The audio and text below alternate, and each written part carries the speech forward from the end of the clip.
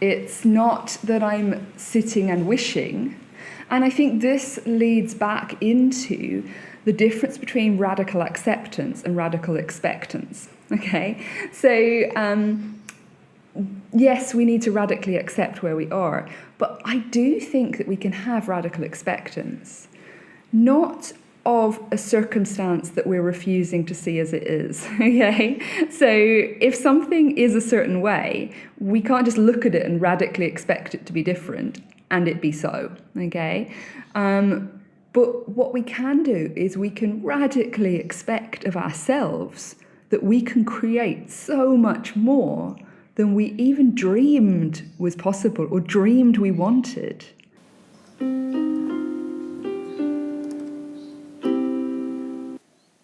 On Stories of Self, we go on journeys into the lives of ourselves and others. We see how stories connect, how they diverge, and how we can create our worlds and solve our problems. This is the real-life remix of storytelling, which is so often stranger than fiction. So come and sit around the fire, chill by the ocean, or get a coffee with me, as I delve into the stories of self that make, break, and remake us. Some stories are dramatic, some are serene, some will magically mirror you, and some will be delightfully different. I'm your host, Katie Reeve Arnold, and this is Stories of Self.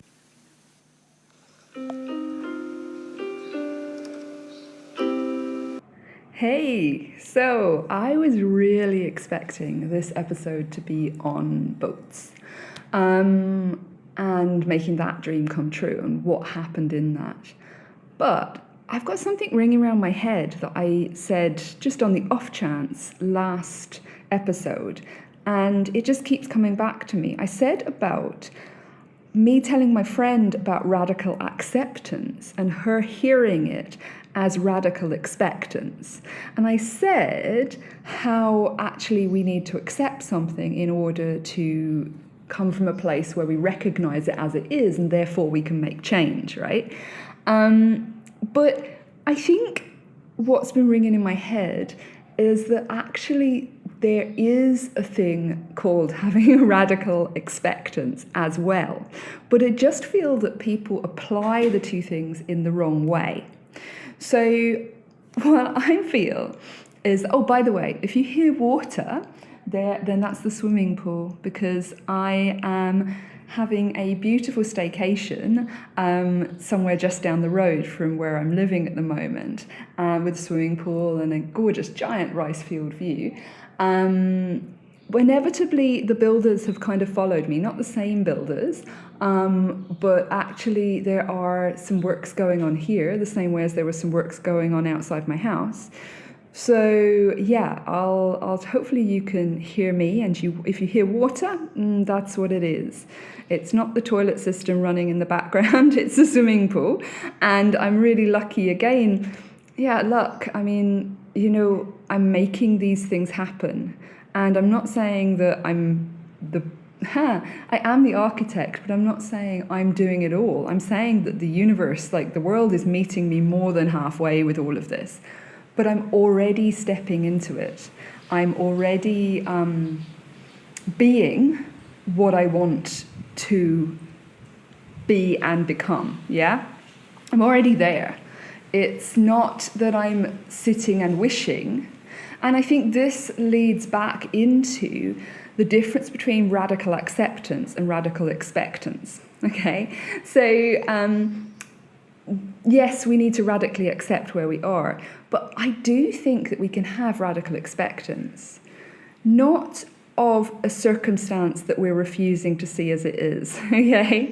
So if something is a certain way, we can't just look at it and radically expect it to be different and it be so, okay? But what we can do is we can radically expect of ourselves that we can create so much more than we even dreamed was possible or dreamed we wanted. It's actually quite a limiting factor. If we only work with what we can think up, then we can only work with something that's already been. something we've already seen, something that already was. Yeah.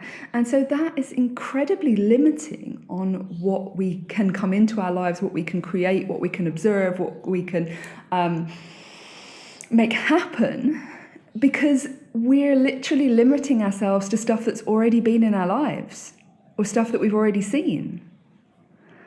We've closed off everything that's just so fantastical and so unexpected because we've never encountered it before, because we've never created it before, because we've never had it in our lives before. And I think this is one of the reasons why life can start to feel a bit boring and samey if we only focus on what we can imagine happening.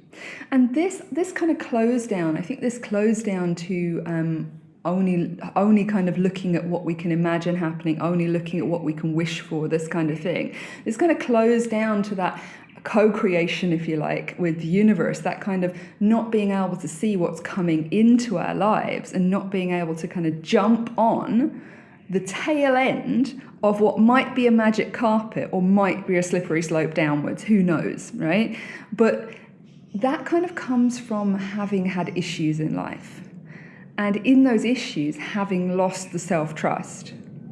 And I was like that for a really, really, really long time. And so while I had radical expectance of myself to be able to make it through any situation, I didn't necessarily, in the past, have radical expectance of myself to be able to make an incredibly good outcome of any situation.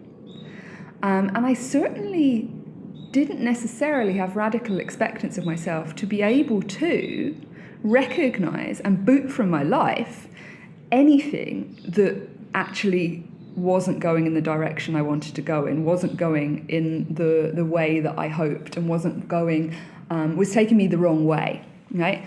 I hadn't got this idea, so my soul therapy business partner and I, we talk about this, the idea that if you get on the train going in the wrong direction, it's no good just sitting there, because the more you sit there, the further you get from where you actually wanted to be. The best thing you can do is to get off as soon as is safely possible, right? Because that's going to leave you it easier and quicker and more simple to turn around and just go the other way, yeah, to correct that kind of little sojourn down the wrong way and to actually get back on the right path. And I don't think I had the trust of myself to actually do that for myself. I think I kind of felt like everyone else knew better than me. And I really think that this is something that comes in. It's something that we've been calling a midlife crisis for quite a long time. And I think actually socially it makes people more difficult to control. So therefore, why not give it a crappy name like midlife crisis so that people don't want to be in it, don't look forward to it, and don't share it with others because they feel a bit ashamed of it and this kind of thing. It's really more of an awakening to, again, what is radical acceptance of what is. An acceptance that if you just stick with that, then that's what it will always be. And in order to, and in changing that, in accepting that, and in actually taking on your own role as the architect, then you kind of end up with this trust that didn't exist before, this trust in yourself to, okay, not always pick the right direction. When I catch on to the tail end of what could be a magic carpet or could be a downhill slope, it's not always a magic carpet, okay? Because you can't really see what's coming, and I'm stepping into actually recognizing that there's more out there that can happen and be created and fall into my life and become of me than I have previously encountered. More than I could create in my own mind, more than I could wish for, right? But obviously, sometimes when you step, there is a little bit of a maybe, oh, whoops, that wasn't quite what I was intending. But now I have that trust of myself to actually be able to notice that. And in radical acceptance of it, and radical expectance of myself to notice that and make the changes I need to, yeah, I can actually jump on things, and if they don't work out, so be it, It doesn't matter, nothing lost. And this is what comes around to that old adage that our grandparents used to say to us, is nothing ventured, nothing gained. Okay? It didn't mean that if you ventured down a path, you had to keep on going, but it meant that you weren't going to learn any more by standing where you are. Yeah? And so actually that capacity to jump is really, really important. And I do wonder if sometimes as we're growing and evolving through developing that capacity to jump, that capacity to catch on to the tail end of something, not quite knowing, hoping and thinking it's going in the direction we want it to, but jumping before we 100% are certain of what's going on, jumping before we know whether it is something we've dreamed of, something even more than what we've dreamed of, or if it's going to turn out to be something that's more of a lesson to move away from. And so once we do that, though, we actually can expand ourselves. So we start to expand into that realm of letting things happen to us that we hadn't dreamed of, that we hadn't experienced of, that we couldn't have wished for ourselves because it was never in our lives before. We'd never encountered it, yeah?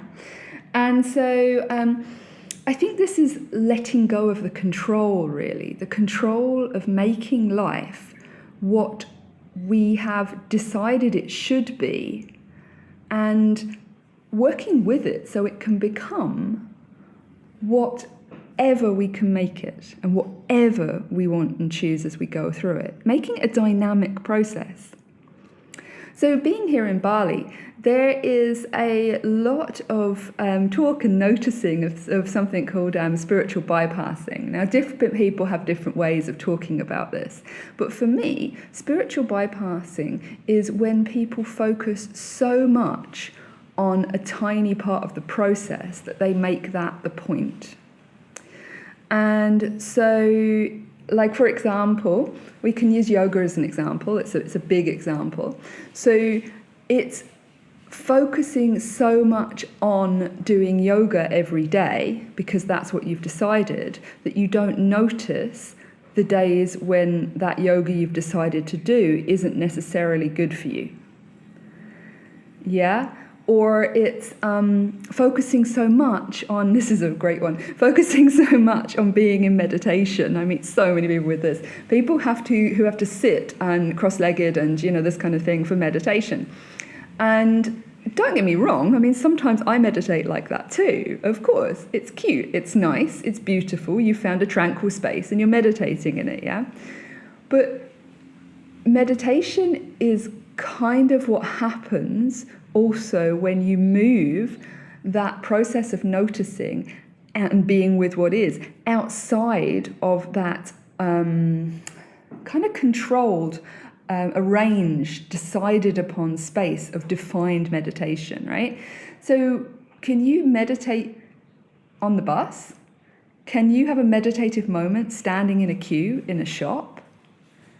Can you be stuck in traffic and find a meditative moment without closing your eyes, obviously, if you're driving? But can you find that peace and that moment of timelessness and that moment of observation and that moment of connection in other places and in other situations, not just sitting cross-legged on a cushion, right? So, and this is one of the things that I've done, is I've decided that my whole life is a meditation. And of course I fall off that, That's like saying something's going to be balanced all the time. The beauty isn't in being balanced all the time. The beauty is in returning to balance. And that's the journey, But to focus on so much on being in balance all the time that you miss the returning to balance, you miss the noticing when you're out of balance, you miss that kind of taking it out into life and actually living. That's what I call spiritual bypassing. It's that kind of controlled construct rather than that raw, radical, real living. Yeah. And I think that we actually can have radical expectance. And I don't think my friend was wrong when she misheard me, but I think she would have been wrong to, and we discussed this, I think she would have been wrong to apply radical expectance to what I was talking about in relation to radical acceptance. If somebody always interacts with you by shouting at you, you have to radically accept that that's how they're choosing to interact with you, in order to come from a point where you can tell them if that's not right for you, which it usually isn't, and I can't imagine a time where it would be, and also to work with yourself and the idea that you're not going to just open yourself to that all the time. You're not going to just be there to be shouted at, yeah? But if you came from radical expectance in that, you'd be expecting them to stop shouting, and that is just not realistic, hey? You can't radically expect of other people. You can only radically expect of yourself. So in that circumstance, it's no good radically expecting the other person to stop shouting if that's what they've always done. But what you can do is you can radically expect yourself to actually have a capacity to deal with this, a capacity to make choice, a capacity to declare what is good for you and what is not good for you. And so therefore to set boundaries, for example, and a boundary is a thing that you are going to do, a thing you are sticking to by your choice. It's not a threat, it's not a punishment. It's not, if you shout then I'll leave. It's, I don't want to be interacted with by shouting, so I won't be engaging in conversations where shouting is involved. Yeah? That's something, it's for you. It's not for, it's up to them. They don't have to change, but you've changed. You're going to be moving yourself differently in relation to that. And that's not a punishment to them. That's a choice for you, okay? So that's a radical expectance of yourself, yeah?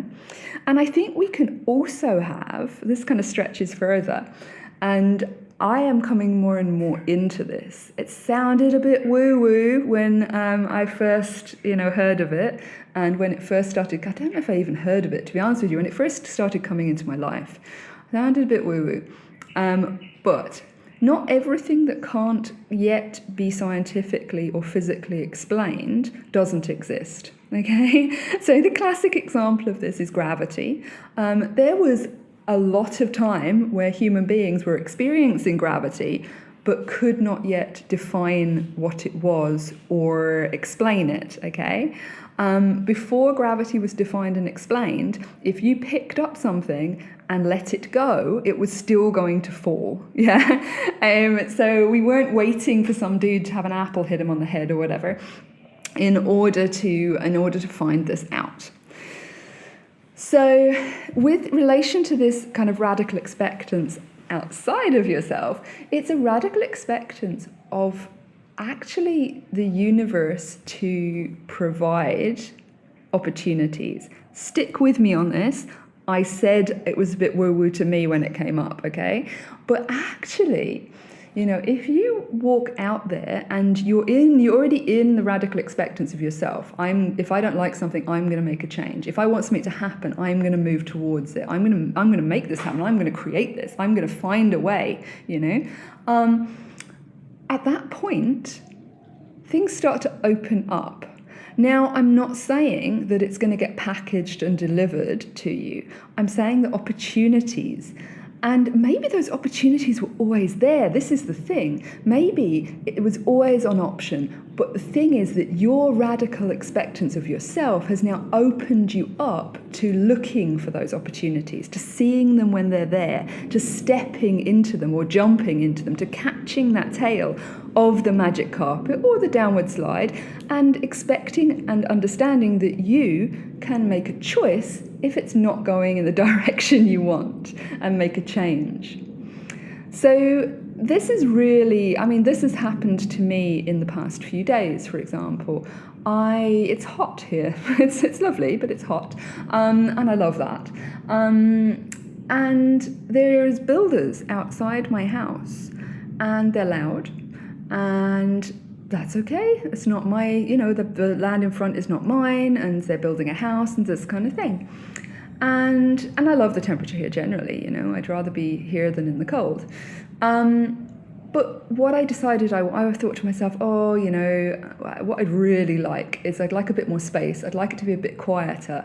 I wish the rice field that they're now building on outside the front of my house, I wish that was still a rice field. I missed the rice field that was there, I wish I still had my rice field view. And although I still do have my banana plantation and, over to the volcanoes at the back and the trees and things. But yeah, I miss the rice field, okay?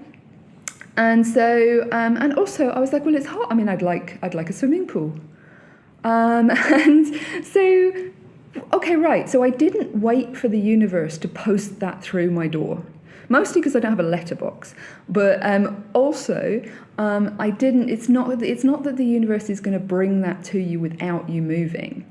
But what I did do was I went on to a few pet sitting groups that I'd actually joined, and one of the reasons I did this actually is because of the last episode I recorded. I talked about pet sitting. So I opened up, even though I didn't need a pet sit, and I was already in the place I wanted to be.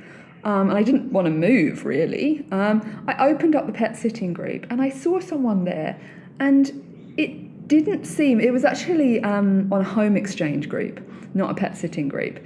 And I saw someone there. I just opened it up with all the other groups that I'd kind of shoved to the side, because, they bing, bing, bing all the time. And to get that binging to stop, I put them in their own group and I turn off the notifications. And so I opened that up, and there was somebody who actually didn't sound like they were looking for a home swap at all. They sounded like they were looking for somebody for 7 to 9 days to come to their property, which was a 4-minute walk from my house, just around the other side of the hill, and to live there with their cats for, there were 2 cats, for that time. While they're away. And lo, they had a massive rice field view. They've got, I think it's 3, 4, 5 rice fields out the front, rather than, the one I was missing was just the one, but still beautiful.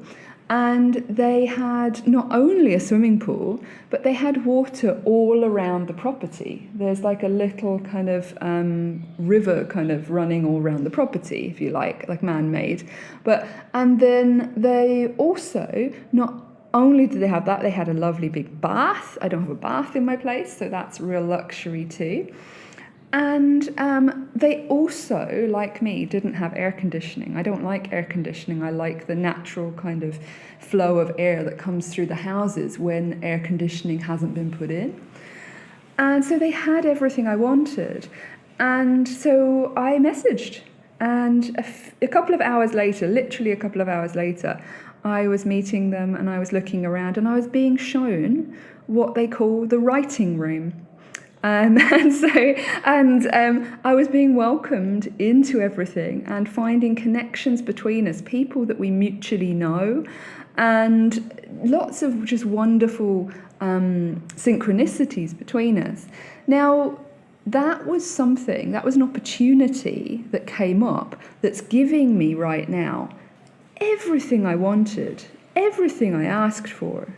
But it didn't come knocking on my door looking for it. I went out and looked for it. Anyway, don't know if you can hear, but that's the builders back. So they did follow me here a little bit. So I'm going to end there. And maybe the next time it'll be about boats. Who knows? We are all telling our stories. And we are all telling ourselves stories about it all. Are you brave enough to walk with me into hearing, considering and understanding the stories we tell? Join me next time, where we'll be considering more stories and illusions and stepping into creating the freedom we desire. Every moment, we are who we are choosing to be.